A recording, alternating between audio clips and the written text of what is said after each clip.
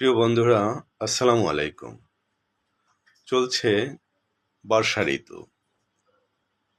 দিনমান বৃষ্টির ঘনাঘটা, আকাশে মেঘ এবং দুর্যোগের ঘনাঘটা বাংলার গ্রামে গঞ্জে শহরে।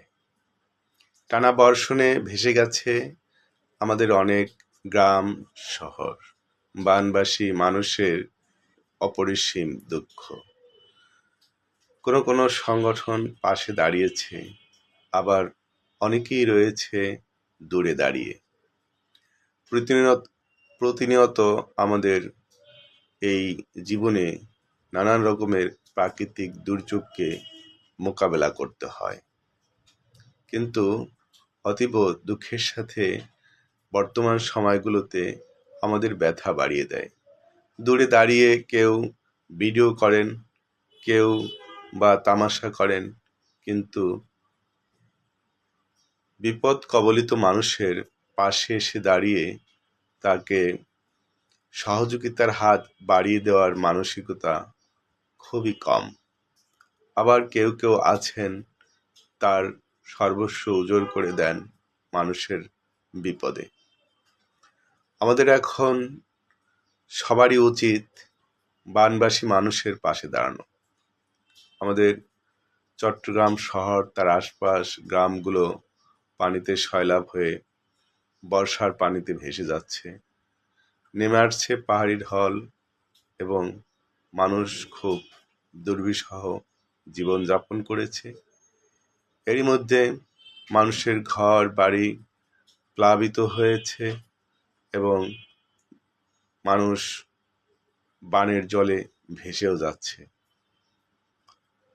তো এমতো অবস্থায় আমরা আসলে খুবই মর্মাহত এবং দুঃখপ্রীত হই।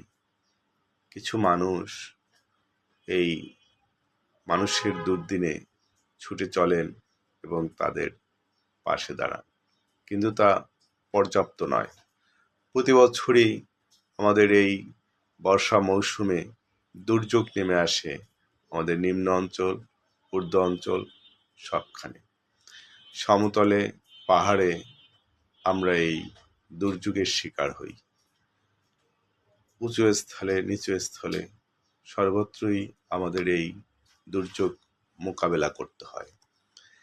আমাদের উচিত এই প্রাকৃতিক দুর্যোগকে, আসলে এটা প্রাকৃতিক দুর্যোগ প্রাকৃতিকই, কিন্তু এর থেকে সুরক্ষার জন্য আমাদের যে প্ল্যানিং দরকার, যে পরিকল্পনা দরকার, যেভাবে পানির সহজ নিষ্কাশন প্রয়োজন, আমরা সেদিকে সারা বছর খুব কম নজর দেই।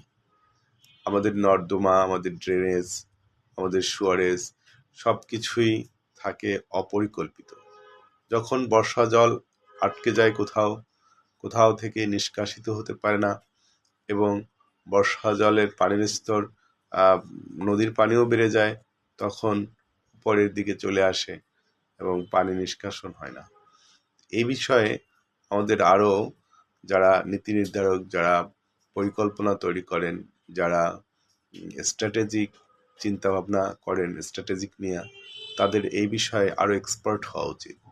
ঐতিহ্যবাহী শহরগুলো, যেগুলো সিটি কর্পোরেশন হিসেবে ইতিমধ্যেই স্বীকৃত এবং যেগুলো অনেক পুরনো সিটি কর্পোরেশন, ঢাকা, চট্টগ্রাম সহ দেশের প্রধান প্রধান শহর সুরক্ষা, পানির থেকে গ্রাম অঞ্চল প্লাবিত হওয়ার কারণ এবং এর থেকে নিষ্কৃতি লাভের উপায় নির্ধারণ করা উচিত।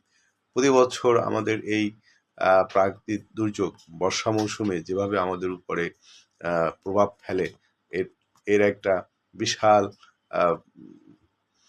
নেতিবাচক প্রভাব জাতীয় জীবনেও পড়ে। এইসব কারণেই আমরা আমাদের কাঙ্ক্ষিত উন্নয়ন লক্ষ্যমাত্রা অর্জনে ব্যর্থ হই। সুতরাং আমার আবেদন থাকবে যে আমরা যেন এর উপায় খুঁজে বের করি, কারণ প্রকৃতিকে আমরা রুখতে পারি না, কিন্তু প্রকৃতি থেকে আমরা আত্মরক্ষার চেষ্টা করতে পারি।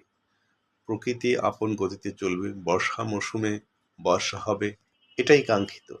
কিন্তু সেই বর্ষার জল যাতে আমাদের জনজীবনে অভিশাপ হয়ে না আসে, সেজন্য আমাদেরকে সচেষ্ট হয়ে সচেতনভাবে একে আমাদের জীবনের অবিচ্ছেদ্য অংশ করে আমরা যাতে এর ক্ষতি থেকে বাঁচতে পারি, সেই বিষয়ে আমাদের আরও চিন্তাভাবনা করতে হবে।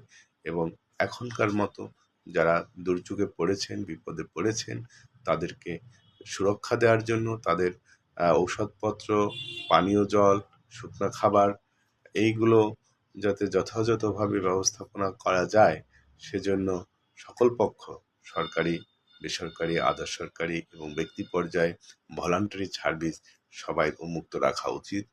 এটাই আজকের প্রতিপাদ্য। বন্ধুরা, আপনারা যে যেখানে যতটুকু সম্ভব দুর্যোগগ্রস্ত মানুষের পাশে দাঁড়াবেন। ধন্যবাদ সবাইকে।